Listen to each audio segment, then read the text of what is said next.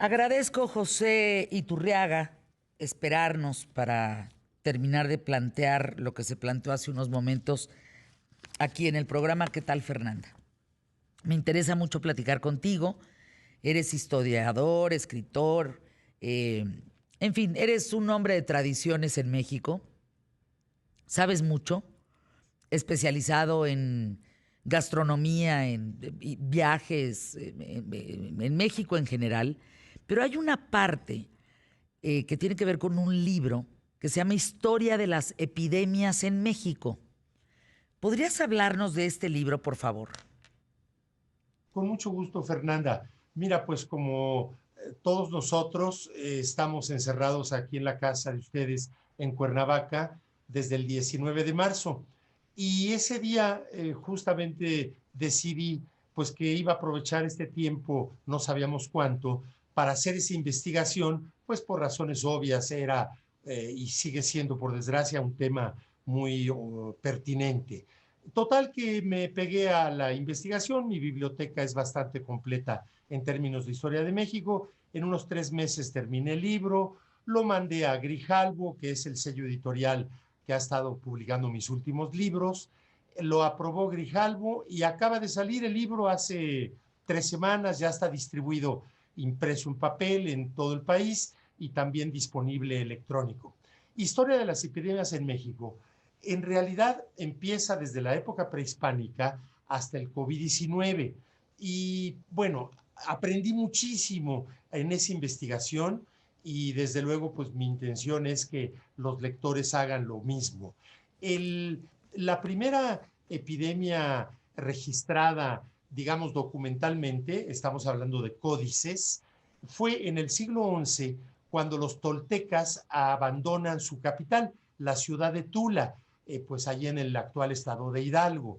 Entonces, en el 1052, los toltecas dejan Tula por una epidemia. No sabemos qué enfermedad, no está identificada, pero sí que ese fue el motivo. Ahora, desde el siglo IX, es decir, 2 siglos antes de lo de Tula, hay también indicios, pero no documentados, del abandono de otras ciudades por epidemia. Estoy hablando de Palenque y de Mm. Yaxchilán, en la zona ya de influencia maya. Es probable que haya sido por epidemias, dado que son ciudades que fueron abandonadas en la plenitud de su esplendor. Entonces no se puede explicar cómo cuando una ciudad está en pleno auge, de pronto se le abandona. Es muy probable que ese haya sido el motivo. Bueno, ya viniéndonos más hacia adelante cronológicamente, tenemos por supuesto la primera epidemia que sí está identificada la enfermedad traída por los españoles, que fue la viruela de 1520.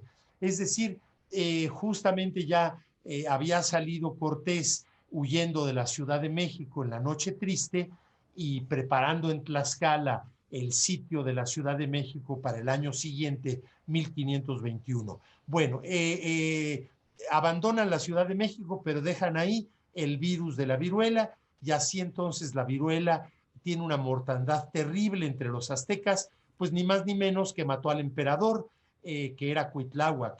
Ya había muerto Moctezuma, pero muere Cuitláhuac, quien solo gobernó unos pocos meses, justamente muerto por la viruela. Su sucesor fue Cuauhtémoc.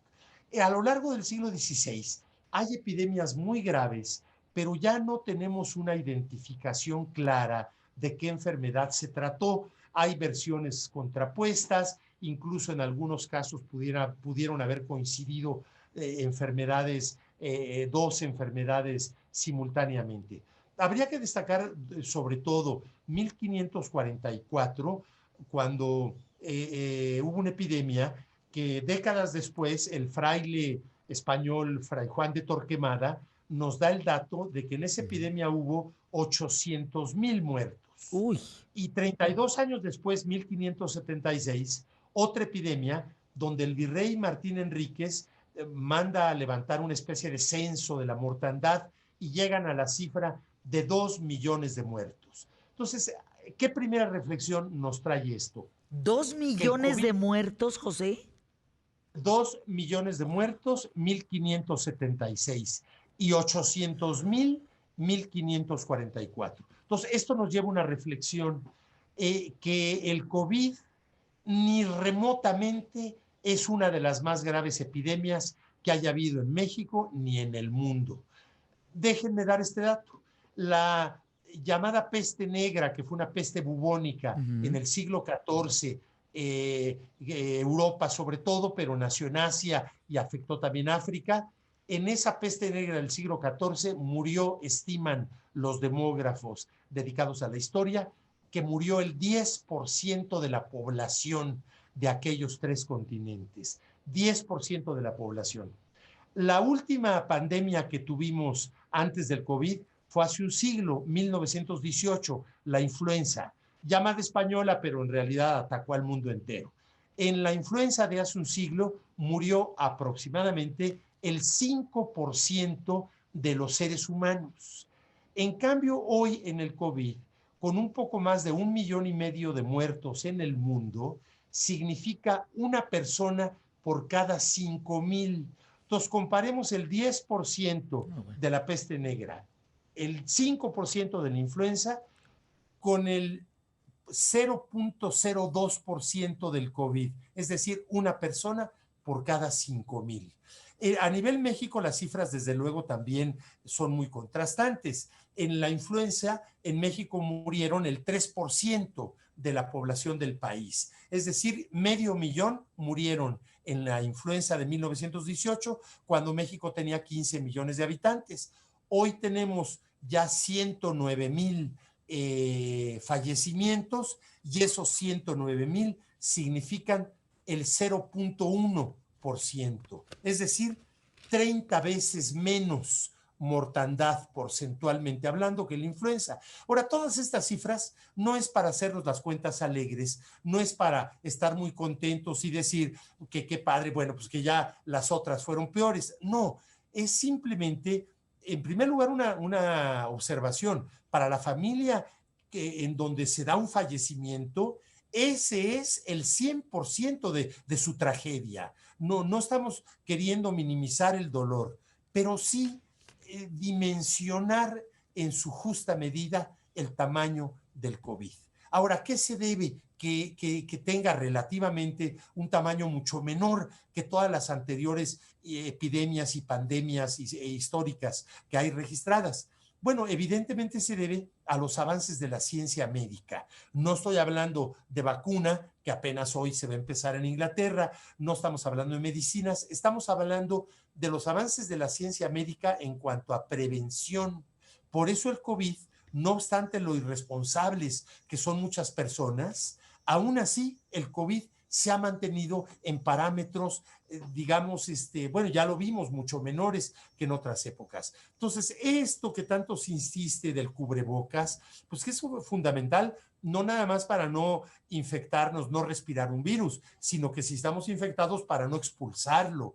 Lo de guardar una distancia adecuada para que no haya ese contagio, el preferir cualquier reunión que se tenga que tener, cualquier diálogo, cualquier entrevista, que sea al aire libre.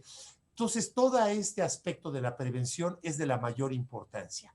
Yo diría que otra lección de este libro es que siempre las autoridades en toda la historia moderna y sobre todo contemporánea se han visto entre la espada y la pared, se han visto entre dos aguas. Por supuesto, el gobierno mexicano y los gobiernos estatales y municipales no son la excepción.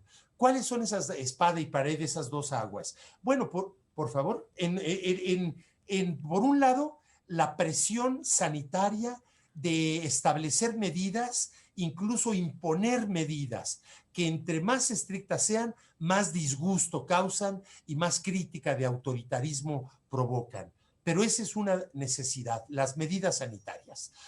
Países con una democracia mucho más arraigada que la de México han tomado medidas sanitarias mucho más enérgicas que nosotros y bueno, pues así están controlando un poco más. Pero en el otro extremo de las presiones que sufren los gobiernos es la presión económica, de los factores económicos que se ven afectados por la paralización justamente de la economía.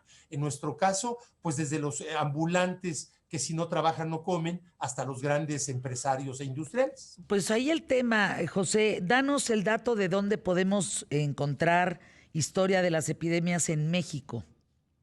¿Cómo no? Bueno, lo publica Grijalbo, ya está en todas las principales librerías del país, en autoservicios y también está digital, no solo impreso. Digital, pues ya sabemos por Amazon, Gandhi tiene también digital, en fin, se mete en internet que ahora todo el mundo lo sabe hacer y lo van a encontrar en muchos lugares en todas las Bien. ciudades del país. Gracias, José, que tengas muy buen día. Un fuerte abrazo. Igualmente, gracias a ti, Fernanda. Igualmente, vamos con mi querido